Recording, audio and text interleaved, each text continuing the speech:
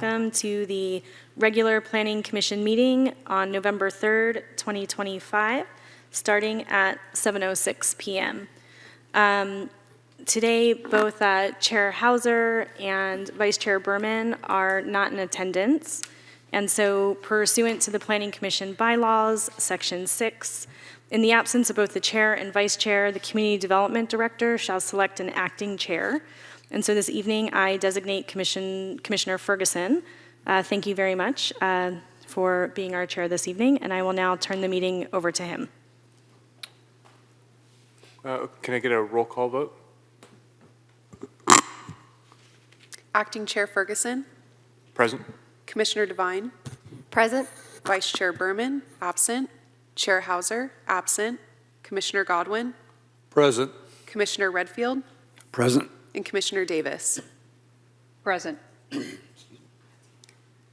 Commissioner Davis is participating in the meeting remotely by audio-visual teleconference in accordance with the Brown Act. In accordance with the Brown Act, the teleconference location has been identified in the agenda for this meeting. All votes for this meeting will be taken by verbal roll call vote. Commissioner Davis, can you hear me well, and were you able to hear the proceeding well up until now? Yes, to both. Do you have a copy of the agenda for this meeting? I do. Has the agenda been posted at the location where you are? Yes, it has. Is the location where you are reasonably accessible to the public, such that any member of the public could participate in the teleconference from your location if they wish to do so? Yes, it is. Is there any member of the public there with you who would like to participate in the public comment portion of this meeting or otherwise address any other agenda item for this meeting? No, there's not.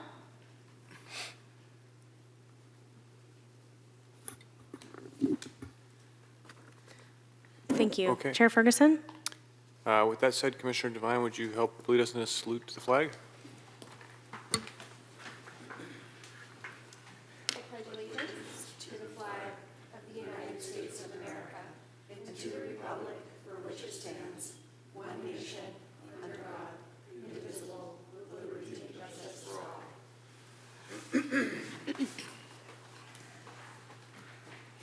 All right, we'll now move to our administrative business. Is now the correct time for Commissioner Redfield to read his prepared statement? Yes, that's fine. He can read it now. Good evening, everyone. I have a statement I'd like to read before we start the meeting. I have been following this project beginning about 5 to 7 years ago as a private citizen prior to my appointment to the Planning Commission. I have no personal interest in the project and will review this matter with an open mind and considering the potential benefits or detriments to the public and the city of Pacifica. Thank you. Okay, with that said, we'll move into administrative business. Do we have any motion to approve the agenda? I move we approve the agenda as written. I second. Please vote. It has to be by roll call. So that motion was made by Commissioner Godwin, and a second was made by Commissioner Devine. I'll go in roll call. So Chair Ferguson, Yes. Commissioner Devine, Yes. Commissioner Godwin, Yes. Commissioner Redfield, Yes. and Commissioner Davis. Yes. That motion passes unanimously. Thank you. Are all votes tonight done by roll call, I take it? That's Yes. correct. From there, we will move to the approval of minutes. These are the minutes from September the 15th, 2025. And thank you for getting those minutes to us timely. Do I have any comments on the minutes? Commissioner Davis? I don't have any comments. I'd actually make a motion to approve.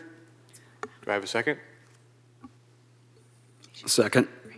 May we please roll call vote? That motion was Sorry, made by, excuse me. Well, we do need to open for public comment on administrative items. Sorry about that. Sure, that. Let's open the public comment for administrative business. And that's where you want to read the first page for the dial-in instructions. Thank you, Chair.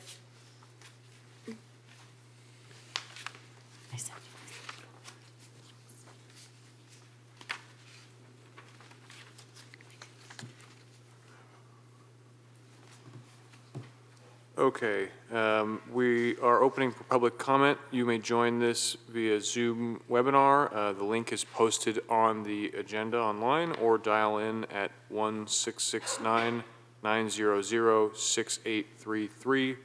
Webinar ID is 811-5615-8241. Please press star 9 to raise your hand to request to speak. Press star 6 to unmute when called upon to speak by the last 4 digits of your phone number.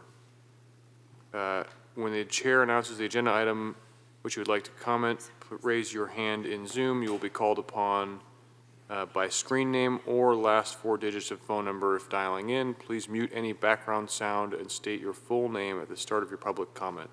Public meetings are a limited public forum, meaning there are rules for commenting at these meetings. Any person wishing to address the commission shall be recognized by the chair. Comments on non-agendized items must address matters within the subject matter jurisdiction of the commission, and comments on agendized items must relate to that specific item. If comments do not fall into one of these categories, the city will provide you with an initial warning to stay within the subject matter jurisdiction of the commission or on topic. If the warning is not followed, the chair will direct the city staff to cut off the microphone.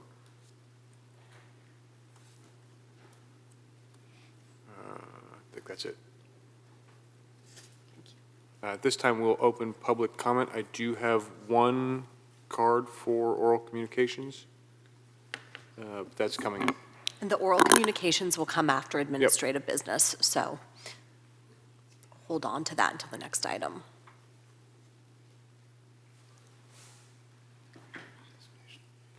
I have one card with no notes on it. Cliff Lawrence, I assume this is not for administrative business? Okay. Do we have any raised hands online? There are no raised hands online. Okay, then I will close public comment. I'm sorry, two people raised their hands. All right, we can take the first caller on administrative business.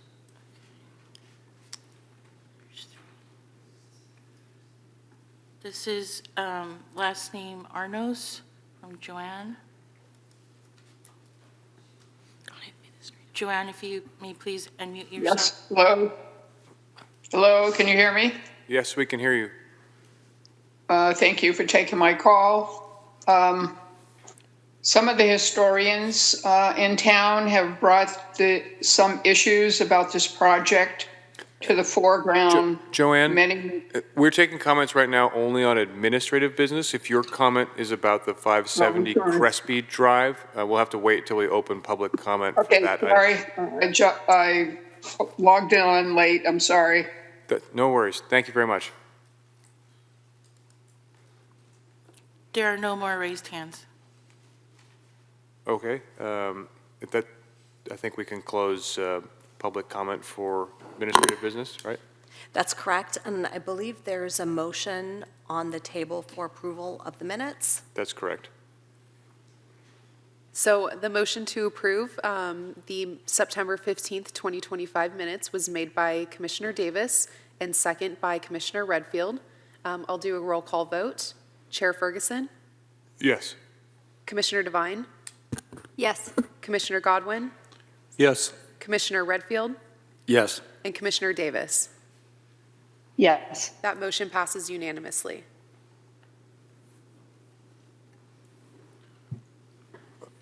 Okay, seems like we have no designation of liaison to city council. I think now we can close administrative business and move to oral communications. For oral communications, I have one speaker card. That would be Ron Makel. Apologies if I've got your last name wrong.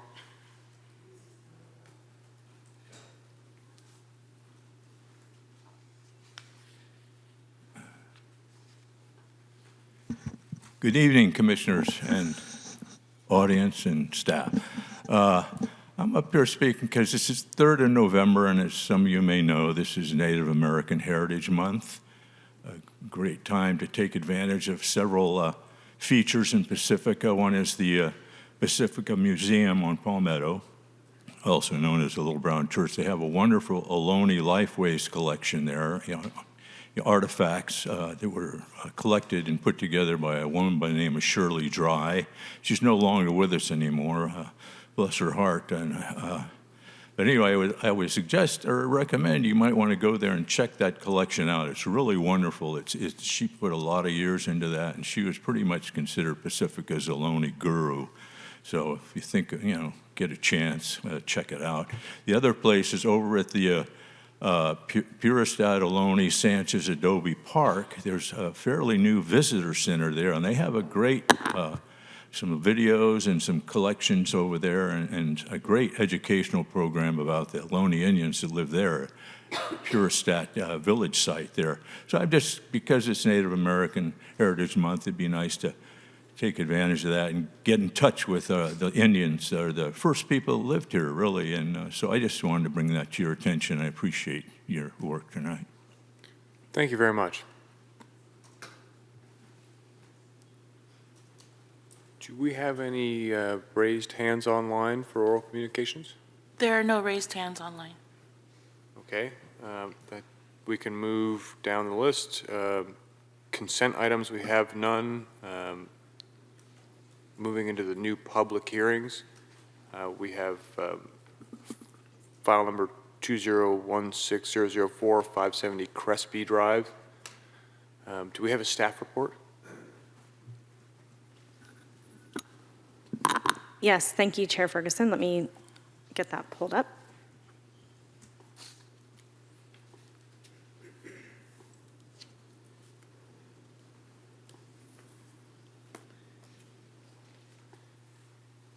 Okay. Great. Thank you. Okay. Thank you, Chair Ferguson. Good evening, Commissioners. I'm Samantha Updegrave, Community Development Director. I'm joined tonight by Assistant City Attorney Karen Murphy and Rod Stinson from Rainey Environmental, and Planner Jacob Garcia is also online. So tonight we're presenting the 570 Crespi Drive mixed-use project for your consideration following completion of the environmental impact report process.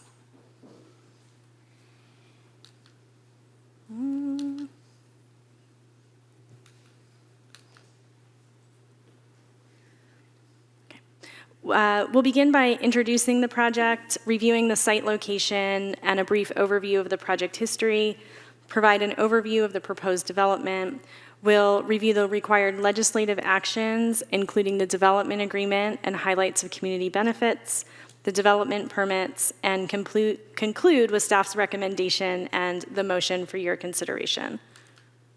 Next slide, please. So the project before you is a mixed-use residential development, approximately 44,000 square feet, with 3,100 square feet of commercial and 19 residential units in 3 buildings.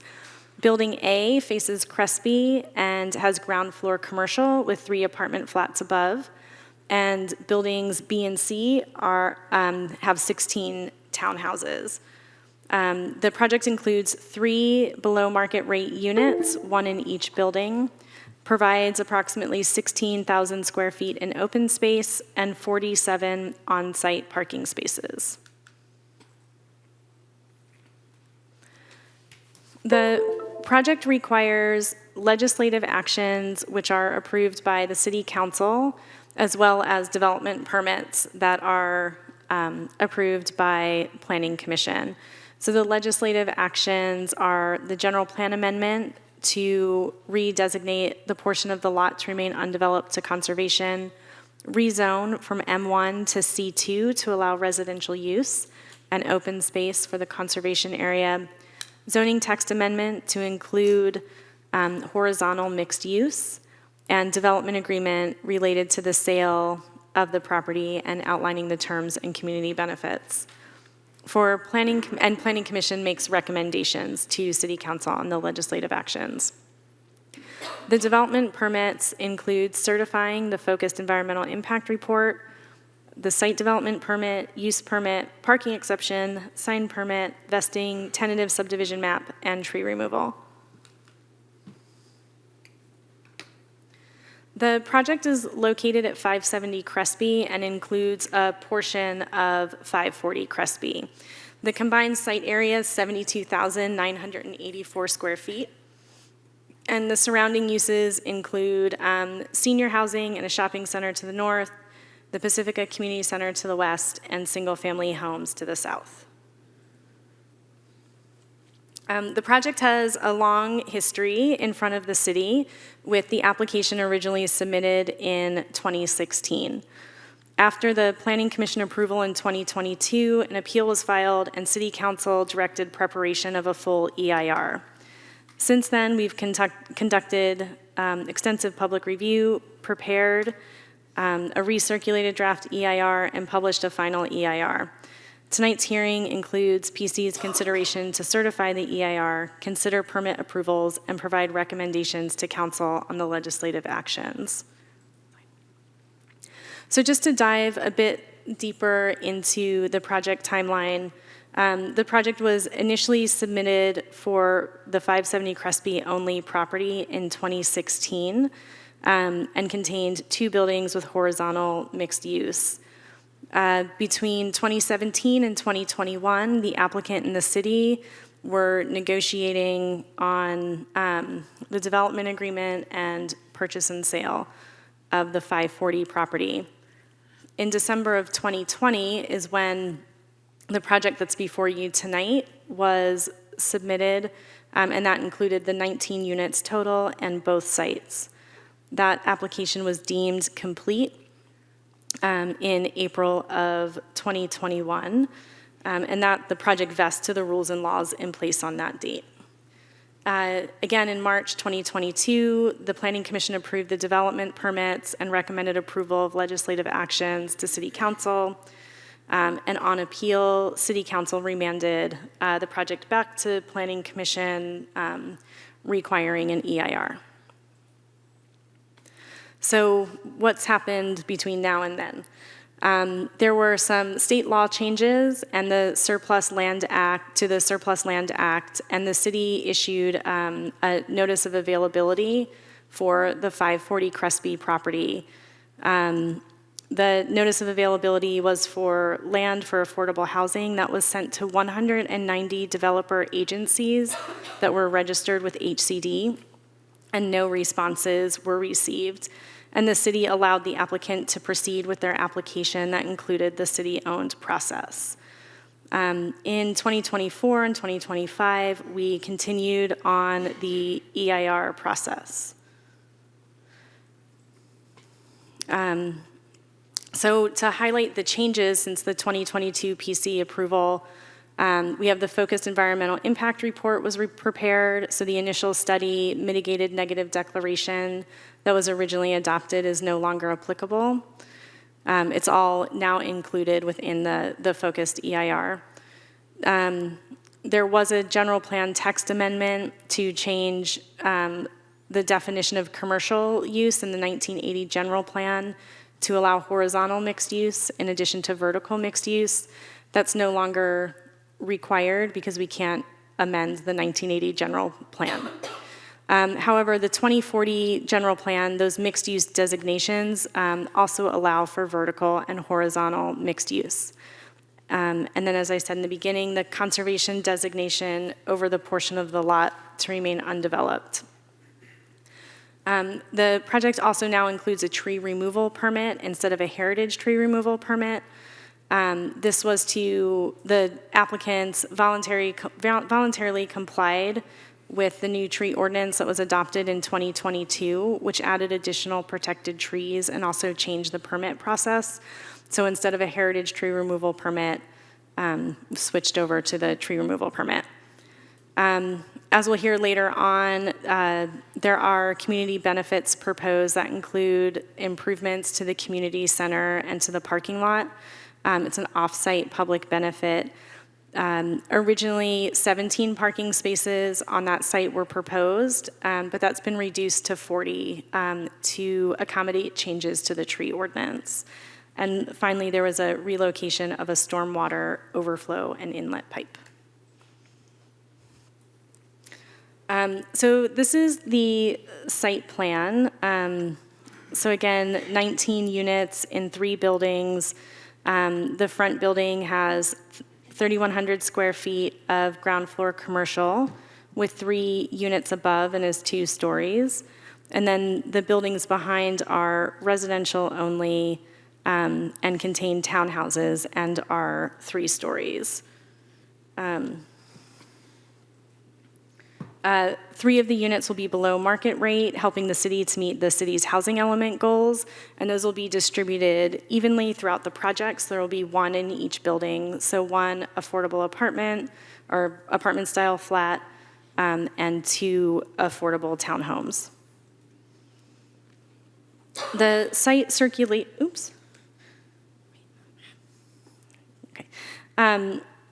the site circulation includes a one-way drive entry from Crespi, going through the site and exiting out of the community center site. So again, within that development agreement, some of the community benefits are related to off-site improvements at the community center, which includes this driveway as well as additional parking and some drop-off improvements.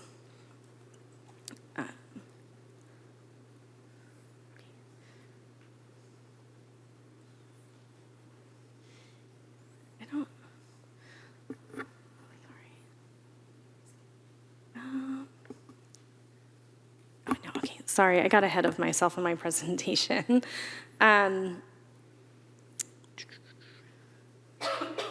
Okay, I did want to note that there's would be a driveway license agreement and annual lease fee through the development agreement for the driveway.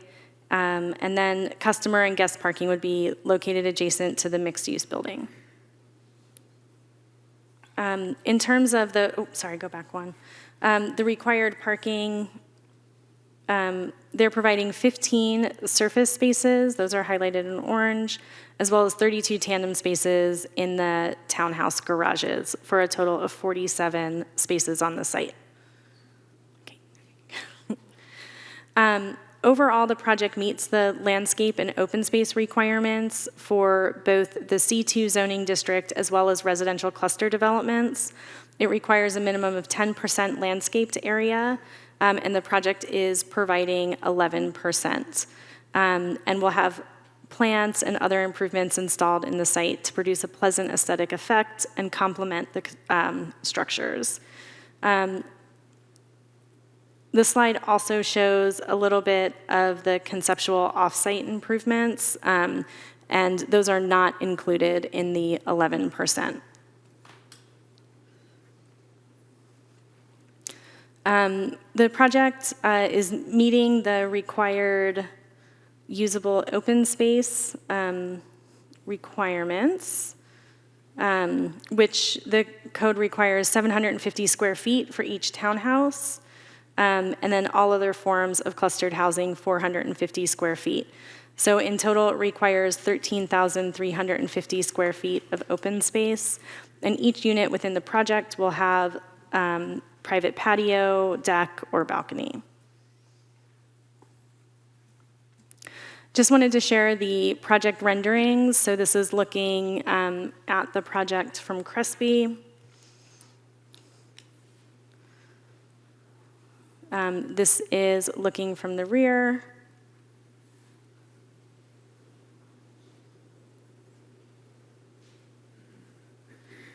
I would like to step back. I'm sorry, I think I accidentally missed a slide. Could you go to slide 11? And then I'm going to jump back over to here. One more. There we go. Okay, sorry about that.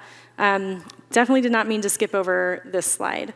So I wanted to show this slide shows the site context of the building. There will be more detailed information during discussion of the EIR, but again, just to provide the site context, the southern portion of the site to the rear contains wetlands that cover approximately 46% of the site, and there's no development proposed within the wetland area. Okay, now we're going to jump back into those renderings. Thanks for sticking with me. This is the rendering of Building A. Again, this is the mixed-use portion of the project fronting Crespi. Architecturally, the project emphasizes an active frontage along Crespi Drive with the two-story mixed-use building and well-articulated townhouse structures to the rear. So looking to the southeast frontage of the project, this is starting to show the townhouses and the wraparound side of the commercial space. The commercial space does have a 15-foot ceiling-to-ceiling for the commercial with cantilevered balconies for residential open space. Looking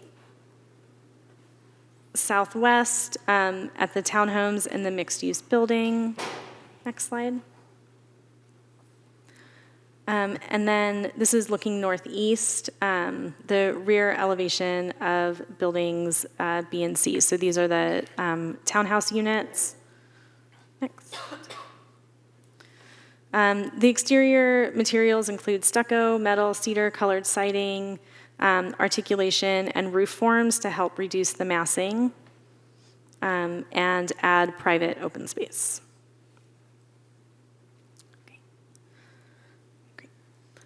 So moving into the legislative actions. So again, Planning Commission approves and conditions the development permits, which we'll look at next, and then makes recommendations to council on the legislative actions. And all the development permit approvals are only valid if council also approves the required legislative actions. So there are conditions on the project that sort of hold the effective date of the development permits until council takes legislative action. Sorry. Now I think that's right. We're on the right one. The first is the general plan amendment and the rezone. So the general plan amendment would reclassify the portion that is to to undeveloped, so that 46% of the site, to conservation, and it would rezone the project from controlled manufacturing to community commercial or C2 over the developed area and open space over the undeveloped area, and that reflects both the site conditions and the project. The current M1 zoning references the allowed uses for C3, and so the M1 and C3 zoning districts prohibit residential, but allow things like warehouses, storage facilities, car washes, service stations, auto body repair, and auto wrecking. The proposed community C2 zoning currently allows residential in the same building as commercial use above the ground floor, and also allows things like retail, stores, shops, personal businesses, and restaurants. Currently, the M1 zoning is inconsistent with the mixed-use center land use designation in the current plan. So when the new 2040 general plan was adopted, the city didn't undertake concurrent rezoning, and so we still have these inconsistencies between the general plan and our zoning district. So the C2 designation is better aligned with that current mixed-use designation, which is intended for mixed-use residential development, which allows, the allowed uses include ground floor retail, restaurant, housing, or offices, and also requires that ground floor commercial uses must be constructed along the street frontage, but are not required on the interior of the site. So again, allowing both that vertical and that mixed use, and horizontal mixed use. And then the open space over the portion to remain undeveloped. The project also requires a zoning text amendment to the C2 conditional uses. Currently, the C2 only allows residential in the same building as commercial use when located entirely above the ground floor, so limits to vertical mixed use. And then density is controlled by a minimum lot area of 1 dwelling unit per 2,000 square feet of lot area. So the proposed allowance would add a conditional use for residential dwellings as part of a mixed-use development. So you'd still have the allowance for vertical mixed use that is there now, and it would also add an allowance for horizontal mixed use, which would be residential units located in a separate building or buildings on the same site as a permitted commercial use when they're planned as a single integrated development project. And so again, this zoning text amendment also aligns with the mixed-use zoning designations that are in the current plan, which have their own density ranges as well as allow for both vertical and horizontal mixed use. Just in terms of the findings, the rezone and the text amendment meet both the 1980 general plan and the 2040 general plan. Both are, contain policies to promote orderly growth in land uses, to enhance the individual characters of neighborhood, prioritize infill, relationship, and encourage mixed-use development along commercial corridors to create more housing, walkable, and vibrant activity centers. And this part of Crespi is designated in the current general plan as a primary activity center. Additionally, both the rezone and the text amendment further the goals and policies in our certified 2023-2031 housing element to maintain, improve, and develop housing, as well as expand affordable homeownership housing choices in areas of opportunity, and higher ownership among communities that are disproportionately underrepresented in homeownership. And that applies in this area.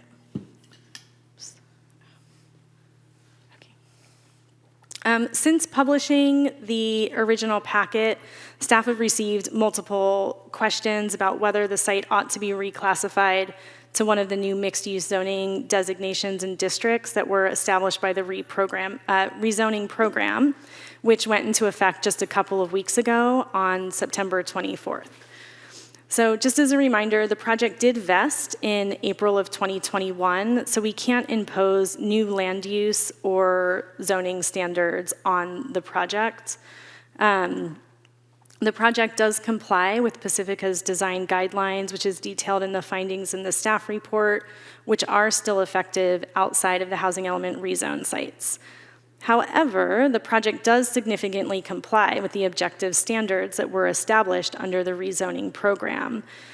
So the following two slides are really just for informational purposes only, just to highlight how the project as proposed meets the intent and objective standards that both the Planning Commission and City Council approved for newly rezoned mixed-use housing element sites. Oops. Can we go back one? Thank you. Okay. So in terms of the new objective design standards, 50% floor area has to be in residential use. This project provides around 93%. The street-facing facades require a 10-foot step back above the second story, which isn't applicable here because the building is only 2 stories in the front. The strategies they've used to optimize pedestrian experience include ground level commercial at the primary street frontage, overhangs above the commercial entries and the residential balconies, projections, modulated facades, again, those balconies above. And then they meet the ground level would meet the ground level commercial requirements. The windows exceed 20% of the street-facing ground level facade. The depth exceeds the minimum 40 feet, I believe it's 50, and the floor-to-ceiling height is 15 feet. Again, informational only, but this does show how the project meets the objective standards that were envisioned by Planning Commission for the mixed-use districts, so for the MU 30 through the MU 60 broadly.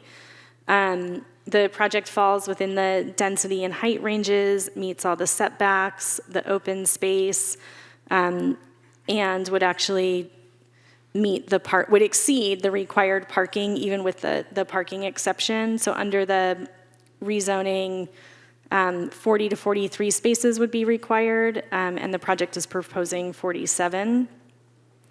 The one place where it wouldn't comply is with the FAR minimum, which is based on the full lot area. So whereas density is based on gross developable acres, that same accommodation is not made for FAR. But again, this project did vest in April 2021, and the city can't impose these new standards, including the FAR minimum, on the project. So the rezoning to C2 is the district that aligns with the current mixed-use land use designation and with the project, and has existed since the project was first received in 2016, including during negotiations between the applicant and the city, when it was deemed complete in 2021, the time of the prior PC approval, and the council requirement for an EIR. But the proposed project does substantially meet that vision for healthy mixed-use districts. And to impose new standards on this project at this point would require substantial redesign, cause significant delays in approval, construction, and occupancy of the units, and due to site constraints could render this housing development project infeasible.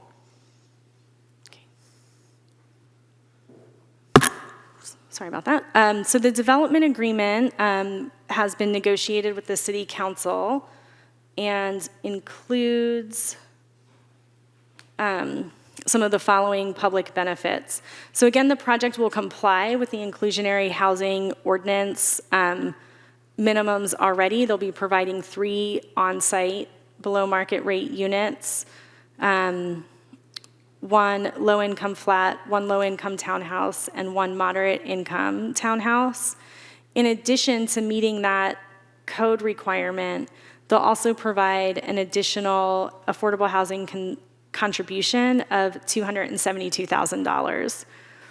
There will be an annual driveway lease that's $7,700 per year, subject to annual increases. We'll make improvements at the community center, including 14 parking spaces, construction of a drop-off location out front, and landscaping improvements along Crespi Drive.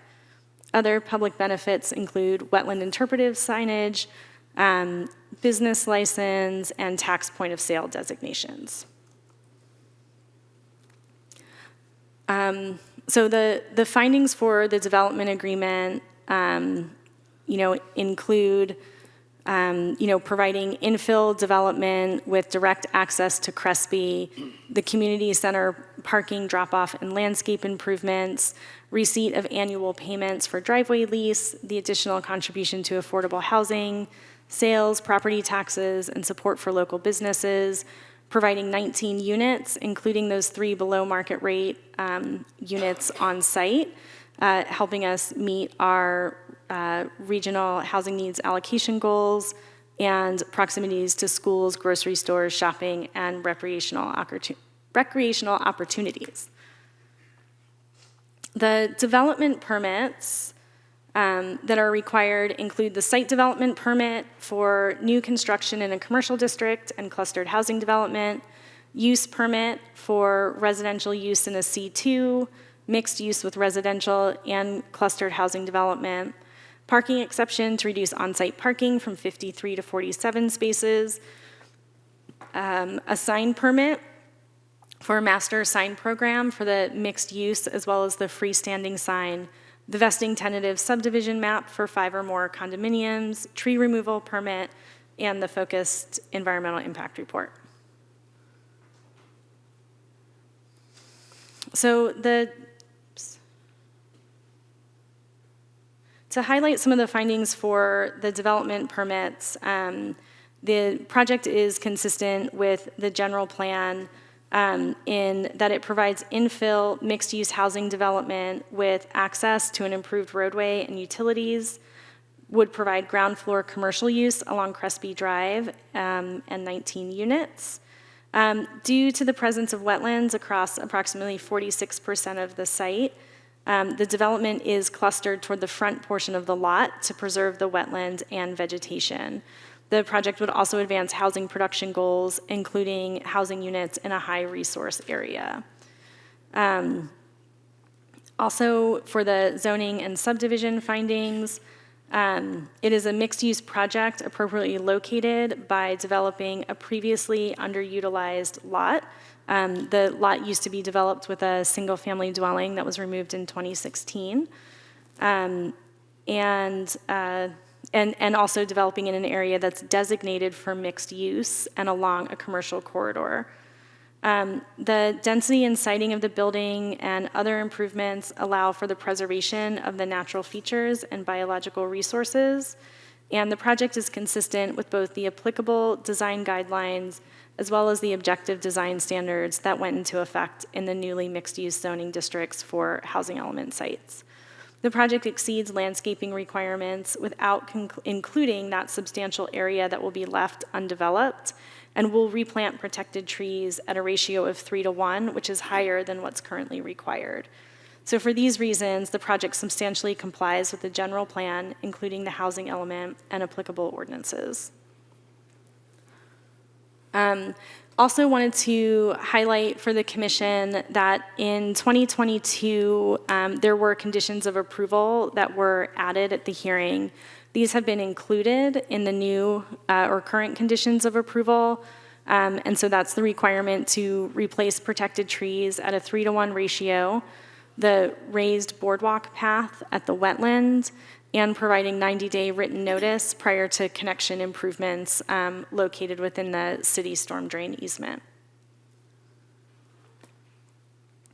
Part of the Planning Commission's review also requires making general plan consistency findings before the city can acquire or dispose of property. And so the sale supports economic sustainability by supporting existing and new businesses, community design, land use, and circulation by providing opportunity for quality infill development, conservation, open space, and community facilities, the existing biological resources on the southern portion of the site creates practical challenges to site development, and the acquisition of the city-owned parcel is necessary to expand the developable areas in locations with fewer sensitive biological resources. And the physical improvements to the community center will also benefit the city as required in the development agreement. Also, the housing element, the site can be developed with housing, including affordable units that will contribute to our 6-cycle RHNA goals that are reported annually to housing and community development. And with that, I'm going to turn it over to Rod Stinson for the environmental review. The clicker's not working. Clicker's not working, but that's all right. We'll deal with it. Good evening, Chair, Commissioners. I'm Rod Stinson with Rainey Planning and Management, and we prepared the EIR and the previous initial study as well for the project. So I'll be walking through the findings of the environmental review briefly. You can go ahead. Generally, I'll be covering the CEQA process, summary of the conclusions from both the draft EIR and the recirculated draft EIR, and then touch on a little bit about the comments received. And right in the middle, I'll talk about the wetlands and what the conclusions of the EIR were. I'll breeze through these next few slides because Samantha did such a good the process that has occurred so far, so I don't want to belabor any points. But generally, this here is a starting at the EIR stage. So when we went to prepare the draft EIR, the first step is to release a notice of preparation. That goes out for on the scope of the EIR. We draft the draft EIR that goes out for a 45-day public review, and we EIR that includes all written comments to all of the comments received during that process. There's a bit of a nuance here that we'll get into where we recirculated one of the chapters. Again, here, these are the dates of the release of all of those documents. Samantha went over these already, so we can probably just go ahead and skip along. That's blank one.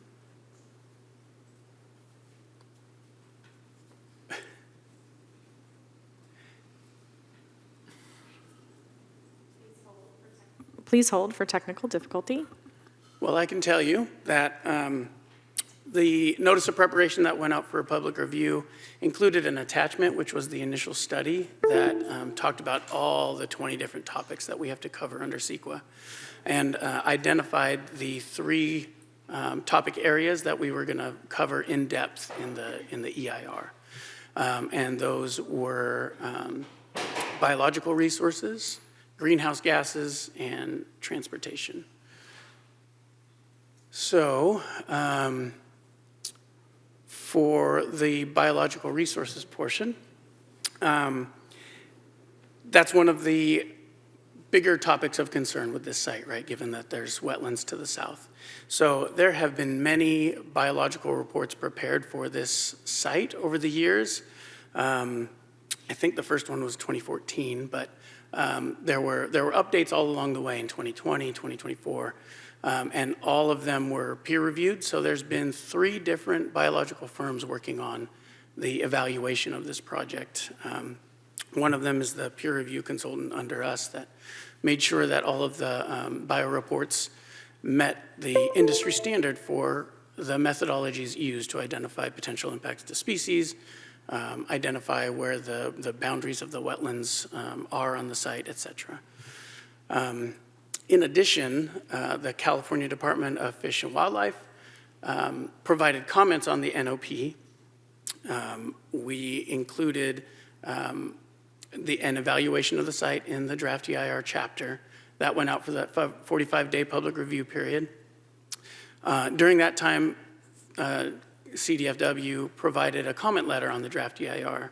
And after reviewing that letter and consulting with the different biologists on the project, Fish and Wildlife requested a couple of additional mitigation measures, and the biologists determined that, while it's not likely that those species would occur on the site, there's no reason to not include them. So that was the reason why we recirculated that chapter. If you add new mitigation measures, you have to re-release that chapter for public review so everyone gets a chance to review what those mitigation measures are. So that recirculated draft EIR went out for another 45-day public review period, and the city received 1 comment letter on that recirculated chapter. California Department of Fish and Wildlife did not comment back on the recirculated chapter. We generally infer that as a concurrence with that analysis and the conclusions within the draft EIR. Could you get us caught up on the slides? What slide we should be on? Let's go with this one.